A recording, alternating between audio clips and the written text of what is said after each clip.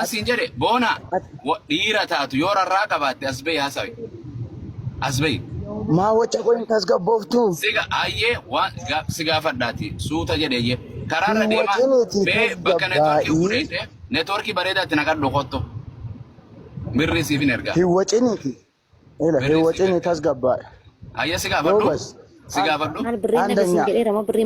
andanya abbaa mana keetii kanaa dubbatu abbaa Paastariin jaartiin illee otoo nafiin jaartiis qabatee dhufe hin danda'amne gareen shaadaa akka malee jabaatee jira. Guyyaatti yoo xiqqaate namoota dhibbaa oltu shaadaa qabata. Biyya keessatti onlaayiniitti biyya alaatti namootni hedduun shaadaa qabataa jiran. Maashaallah maashaallah. Ustaaz Abu Muwaaz wallahi hojjetanii jiran. Abu Farhaan, Ustaaz Awwal namoonni kun hedduun biyyattis Ustaaz Ibsaan fa'aan namoonni hedduun shaadaa qabsiisaa jiran. Shaadaan bifa haaraan itti fufee jira. Namni islaamummaatti dhumaa jira yaa paastoroonni mataan dhukkubee akka jiruun Allahu Akbar.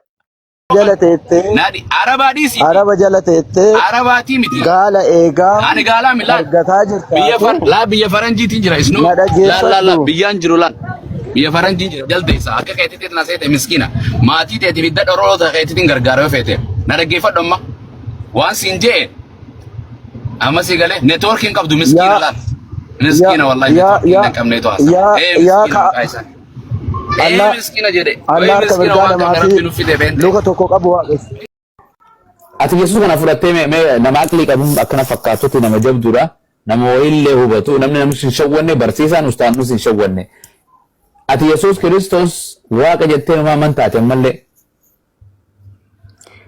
manni waaqa jeeree manni barsiisa dhadhe akkas maalitti gortuba okay waaqayyo tokkicha Yesuus Kiristoos waaqa ibsan maa waaqa isneeti sin barsaaqoo kadhaata kan si barsiisa dhaggeeffadha boqonnaan tun kiristaana bishaan jala yaasti boqonnaa Maatiyos 9 jaarraa tana akka gootu dhaggeeffadhu mee akka itti barsiisa Yesuus dhaggeeffadhu mee akkooto Maatiyos Guys, jara keenya kiristaana ta'e keessa kan Yesuus Kiristoos waaqa miti barsiisaadha jedhu ni jira. Waan dinqii agaraadha. Mucaan kun kiristaana beenteedha. Yesuus Kiristoos waaqa miti barsiisaadha jechuu jirti.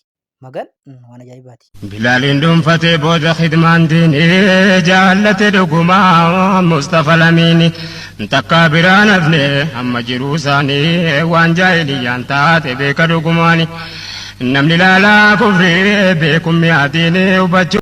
Abbumti inni taman usan jechuudha miliyoonni nurraa qabu dhugaa bilbilumti isaa jalaata mana shawjaanu manjuu sagalee kiyyarraa. Miliyoonni maalirraa qabatu danda'ame du'aayii ustaaz Faraan ustaaz Awwalii fi Abu Muwaaz faatti du'aayii godhi malee. Ani isaan miti waan sagalee nama waraabuun jaaladhu dhugaa waaqaa. Isaan miti maa kan ijoollee fixaa jiru kan daaraa gochaa jiru. Waan tiiktookii kanarra hin jirre namni deemu jira. Wanta ati beekuu qabdu beektaa dhaggeeffadhu. Namni kamii koota mana kiyya seena kan jedhu jiru. Amma fakkeenya egzaampilaan mana isaanii ol seenu namni kamuu giddiin na harkisa. Abuura wayituutti si harkisa. Namni giddiin nama harkisu hin jiru jechuun dhugaa rabbiiti. Yaani guyyaa takka giddiin na harkisu jedhee sobee siin beekullee giddiin illee na harkisanii hin beekan. Abuura wayitachi si harkisa guyyaa takka dhadheennaani. Ila asii hojii si dhiisisa madaamii hojii lolsi achuma jala si teessisa. Achuma jala. Ustaazota kana dadhabsiisanii jiran. Ustaaz Abu Muwaazii fi Awwal. Ustaaz Awwal, Ustaaz Abu Muwaaz, Ustaaz Farhaan dadhabsiisanii jiran beentee. Intalti kuni hafuura wayiita achi nama harkisa itti bar. Hafuura wayiitu achitti nama harkisa. Waan ajaa'ibaati. Beenteen bakka itti gallisii dhumaa jirti wallahi laazim.